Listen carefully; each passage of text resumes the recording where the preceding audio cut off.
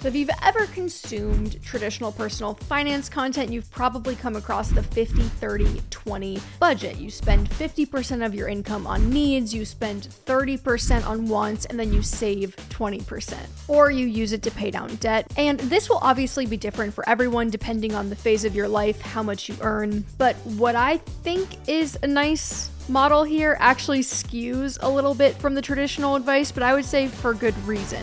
And like I said, of course, this is really assuming that you make enough money right now to be able to make these types of decisions based on something other than like necessity. Like there are plenty of people who do not earn enough or not paid a living wage to where they can even meet their basic needs. And so this type of number crunching would feel irrelevant. But if you just need a little help really landing on what I would consider an optimal breakdown, this is for you. Okay, so the percentage of your take-home pay that I think in an ideal budget breakdown fits for fun stuff, your wants category, is not 30%, it's, drumroll please, 12%. And before you're like, that is less than half of what that other model recommends, so goodbye, see you later, I'm gonna go do that instead. Just hear me out. Okay, so rather than spending 30% on wants, 12% gets you a lot of bang for your buck because it'll shorten your financial freedom timeline by many, many years. So if you're not familiar with this magical timeline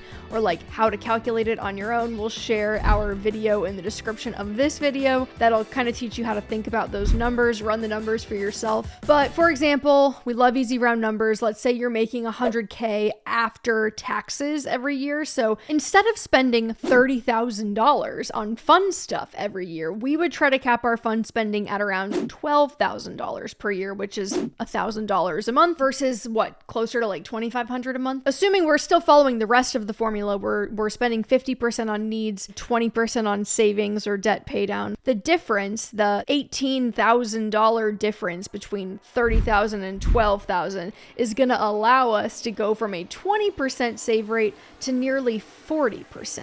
And what do we know about a 40% save rate? Drop the chart. It means financial freedom in just 18 years instead of 30. So this highlights a very important value trade-off that I think every person is going to have to make for themselves. You're spending less than half of what traditional budgeting models would advise you to do, it's true, but in the process, you're shaving roughly 12 years off your working life. And still, some people might look at that original 30-year timeline on a 20% save rate and be like, oh, I was gonna work that long anyway. I love my work. I have no desire to be work optional any sooner than that. So like, let's just send it on the 30% on wants. And that's fine, all gas, no brakes, right? And like we said, different seasons of life, you might be eclipsing 50% on needs for like years at a time, like hello daycare. I hope they use this video as the campaign ad for my political run in 30 years from now, where the whole platform is just universal childcare.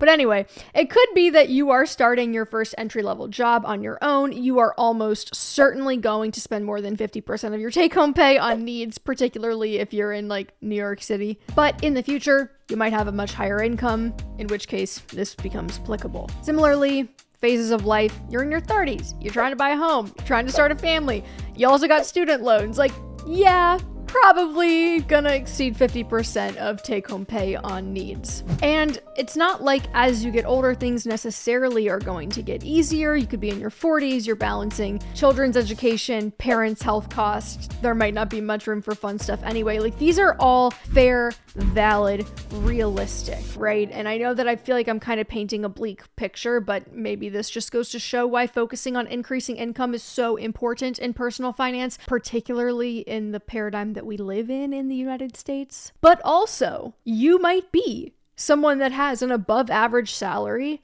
in your 20s, your 30s, maybe you're like living it up because you don't really have many major responsibilities. The classic, I'll make the money back, but I'll never be 25 in Paris again. Though what I would remind everyone watching this is that though that's true, you will not be 25 in Paris ever again. You are probably still going to want to gorge on cheese and croissants. Like in your 40s too. Like people like to travel for their entire lives. It's not just something you're going to want to do when you're young. And I would say that future you deserves just as much optionality, just as much fun, just as much freedom as this current version of you does. And we know that the money that you earn early in life, in your 20s, your 30s, even your 40s, technically speaking, that's going to be the most valuable part of your portfolio someday, since it's the foundation upon which all of your accounts are going to compound and grow. Whatever we are able to strategically set aside every month or every year early in life, that is going to have the highest ROI. It's going to go the farthest for us. But if you're curious how the rest of the ideal budget breaks down for your income, or you're interested in like seeing more of this framework fleshed out, we do have a wealth planner tool. Literally tens of thousands of people use this product, and it really helps put some parameters in place for you. So if you're kind of getting started and you're like, I just want to understand like maybe the best way to break this down, we'll link it in the show notes. And of course, keep an eye out for other personal finance fundamentals videos like this one here on our channel. Subscribe, follow along, like the video. Bye.